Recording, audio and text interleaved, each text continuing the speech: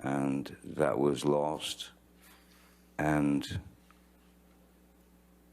I didn't want to fail. I wanted to try to make it work. I thought maybe I could help her. I thought maybe I could bring her around, because the Amber Heard that I knew for the first year and a half was not this suddenly this opponent. It wasn't my girl. It was she had become my opponent, and everything that I did just didn't fit her. It wasn't. She didn't accept it. So I stayed because, of course, I didn't want to fail. I didn't want to hurt anyone, especially Miss Heard. I didn't want to break her heart. I remember very well that when my father left and my mother, Betty Sue, had that first attempt at suicide that I woke up to, and that visual in my head, and that was a direct result of my father's leaving. Ms. Heard had spoken of suicide on a couple of occasions, so that also becomes a factor. That's also something that always lives in the back of your brain, and that you fear. Because when I would leave sometimes, many times when I would try to leave, she would, stop me at the elevator with the security guards crying, screaming, I can't live without you, I'm gonna die. But you had to get out. There were even a couple of times when I did escape and I got to my house, arrived at my house in Sweetser, and then 5 minutes later she would arrive in the I don't know what car she was driving at the time, but she would arrive in her nightgown screaming in the parking lot in front of my house, screaming to high heavens. It'd be 4 in the morning, 3 in the morning. It was ludicrous. It was out of control. It was uncontrollable. Did there come a time when you and Miss Heard started recording your arguments? Yes. In fact, I was the first person of the two of us to record conversations. And it was for this reason.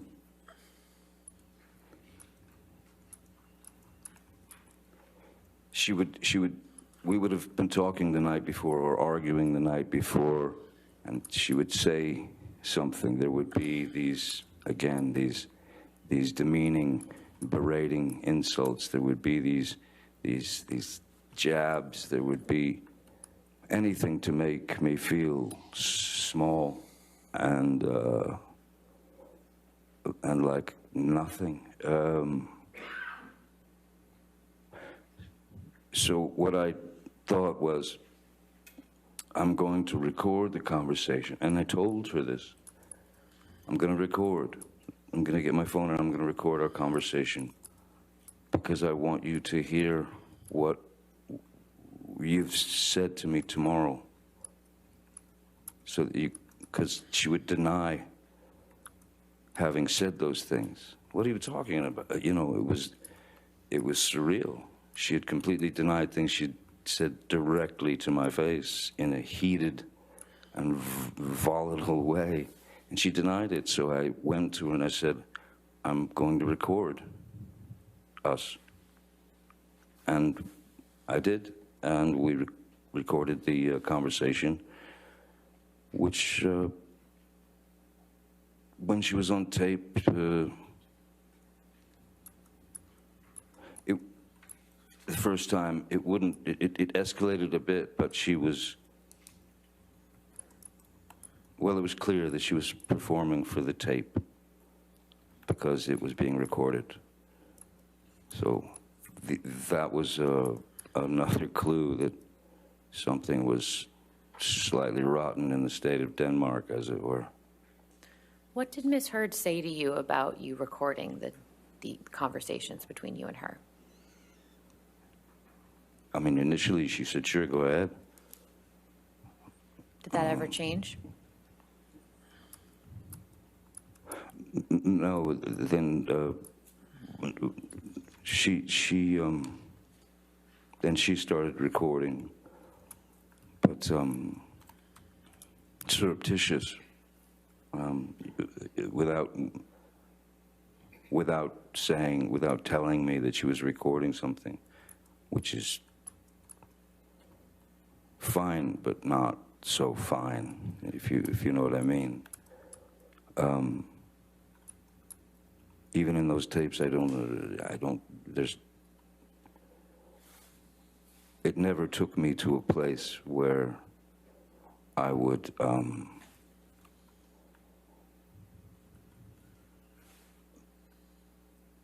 go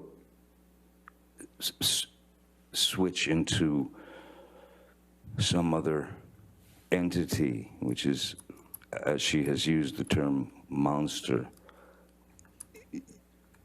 Never switched to violence.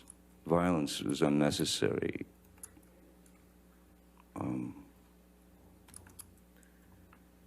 Why would you hit someone to make them agree with you?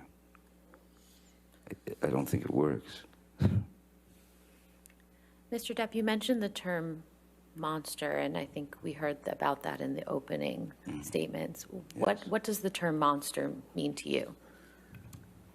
Well, the term monster means to me, you know, in the beginning, she had used a different word to explain the same thing, and she would use the word demons, that my demons were coming out, that she had noticed that there was a great change in my attitude or my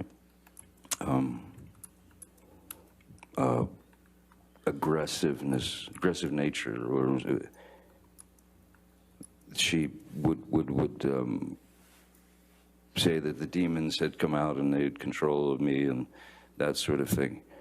I don't remember exactly how monster came out, but that word stuck and it stayed, well, until this day. What I believe the monster was in Ms. Heard's mind was her intense, Objection, Your Honor. intense. His belief about what monster meant in Miss Heard's mind is All not right. relevant. There's no foundation. Let me ask a All different right, question. all right, I'll sustain the objection, go ahead. When you used the term monster, what were you referring to in your conversations with Ms. Heard? When I used the term monster with Ms. Heard, I was placating. If she had referred to me as being a monster, there was no way that I was going to sit there and go through a 45-minute argument about, you know, you're a monster. No, I'm not. You're a monster. No, I'm not. You're a monster.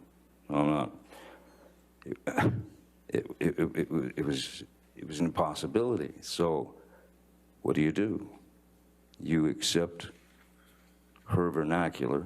You accept the word that she uses, and then you use that word to placate her so that it would at least calm part of the aggression. It would lessen the attacks. you know. So explaining the monster was for me, I mean, she had told me many times that the monster was only me when I was using drugs and alcohol. But even when I was stone cold sober off of alcohol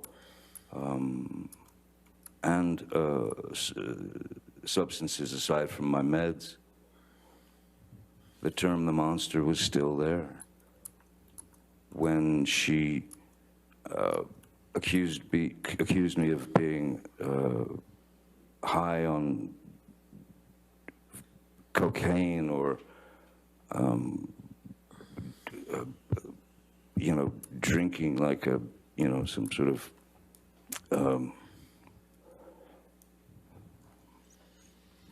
like drinking like I was a, you know, some kind of 19th century sailor. It's that was the word she clung to describe, but it was in her mind, not mine. How did your relationship with Miss Heard affect your substance use?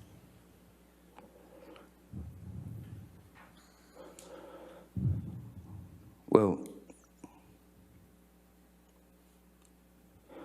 for example, when we were on the road, you know, when you're traveling from, if you're on a press tour, or if you're making a film and you're staying in hotels or this or that,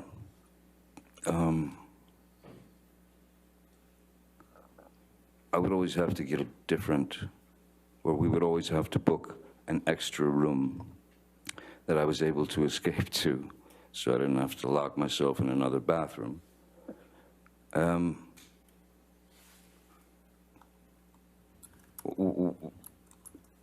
It breaks you down. The constant haranguing breaks you down. And, you know, there's a part of you that says, listen, if I'm going to be accused of this, might as well just do it. But it never exceeded, it never, my substance abuse or use, the alcohol that I used or drank was, again, purely, it's that little boy who didn't want to hear or didn't want to feel the pain of his mother turning him into some kind of ball of insecurity and pain. So, yes, I was more inspired by Miss Heard to reach out for a numbing agent because of the constant clashes, because of I mean, maybe a few days here and there, but there wasn't a day that you'd wake up and you'd expect something was going to hit the fan, and pretty much like clockwork it did. So yes, I had to have something to distance me and distance my heart from those verbal attacks. I had to have something to be able to maintain me, and I'm afraid for a while, because of placation, because I didn't want to rock the boat, as it were. again, you pick your battles. So placation seemed the best route if I was unable to escape her clutches. How, if at all, did Ms. Heard try to support you in abstaining from the drugs and alcohol as she requested? Well, I mean, verbally, and she had been quite clear verbally and pretty bullish and brutish about wanting me to, telling me that I needed to stop drinking. But drinking was basically drinking wine with her, and I suppose maybe from youth, I don't know, but I've always had a pretty high tolerance for alcohol, especially it's not spirits, you know. I had a pretty good tolerance for alcohol, substances, and things of that nature, but there was no. I had no. I've worked with therapists, drug counselors, who have actually said the words to me because I wanted to know. I wanted to know, am I an alcoholic? Am I an alcoholic? Or is this just the same thing that I did as a kid when I took my mom's nerve pill? Do I have a drinking problem? And it essentially came down to this. Do you have a drinking problem, Johnny? Objection, calls for hearsay. What the doctors told him. I'm not sure he's saying what the doctors told him. I think that's what's about to be testified to. Oh, if you can make that clear, I guess. Let me ask you a different question, Mr. Depp. Yes. Let's let him object to another one. How often would Ms. Heard drink in your presence while you were in a relationship? Always. Well, yeah. Ms. Heard drank, she took a shine to a very nice Spanish wine called Vega Sicilia. She and all her friends did.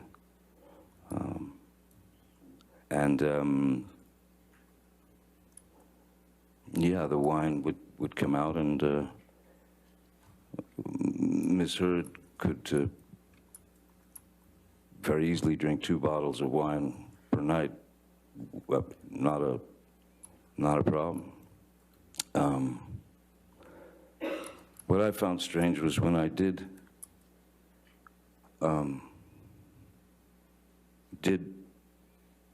get sober from the I was off the opiates that I had been addicted to prior to a year or so before, or a couple of years before. She asked me if I would stop drinking to save the relationship, of course. And I stopped drinking. And I always found it odd that in support of me not drinking, that she might stop drinking. But she did not. She continued. And I didn't make a big deal about it. In fact, I would open her wine, I would pour her a glass, and that went on for many, many months, you know, in my sobriety. Like I said, I think I was sober for around 18 months. Then there was a time when I was asked to, and I'd been off of alcohol, I'd been off of drugs, everything, except for the medication that I'm prescribed. I had to go to London to give a Lifetime Achievement Award to a dear old friend who was an elderly man, great actor called, his name's Christopher Lee, and he was a dear friend. And I was surprised, he was being surprised by my showing up on stage. I'd just flown in from the States, and he was surprised by me arriving to give him this award. And Christopher came up and accepted the award. We walked, they brought us backstage to this beautiful library where I was with Christopher and his wife, and a waiter came up and had 3 glasses of champagne. And Christopher handed one to his wife, he handed one to me, and then he had the other. And there was a photographer there. And the glass came up to toast.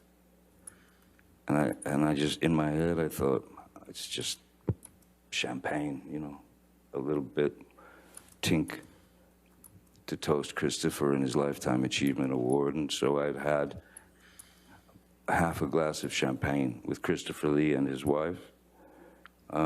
After that, immediately after that award ceremony, I went to pick up Miss Heard and take her to dinner at a restaurant. And I told her that I'd had a half a glass of champagne with Christopher. And I thought, listen, it's not like, you know, you're sitting in a pub guzzling pints of snake bites or Guinness or doing shots of Jägermeister, or it wasn't even, at that point, it wasn't even for need to bury feelings or emotions. It was literally a joyous occasion for Christopher, and I said to her, I enjoyed it, you know. It gave me the opportunity to enjoy the actual champagne, the drink, and my appreciation for wine and winemaking, and that I've been fascinated with for years and years. And I saw nothing wrong in it, and I said I'd like to have a glass of champagne. As she was sitting there with a glass of wine, and we were in the restaurant, and she absolutely lost it and got up and stormed to the ladies' room. And I told my security and driver, I said, I think we have to go. I think we're gonna have to leave. So we left the restaurant and went home. And the mere suggestion of me sipping a glass of champagne or having 1 glass or 2 glasses of wine, she went apoplectic. It was, I was weak. I was a complete mess. I was an alcoholic. I was, you know, I was gonna ruin everything. Your kids are not proud of you. They can't stand what you're doing to yourself. So at that point I said to her, okay, listen, how about this? You want to support me not drinking? I've never asked you this before.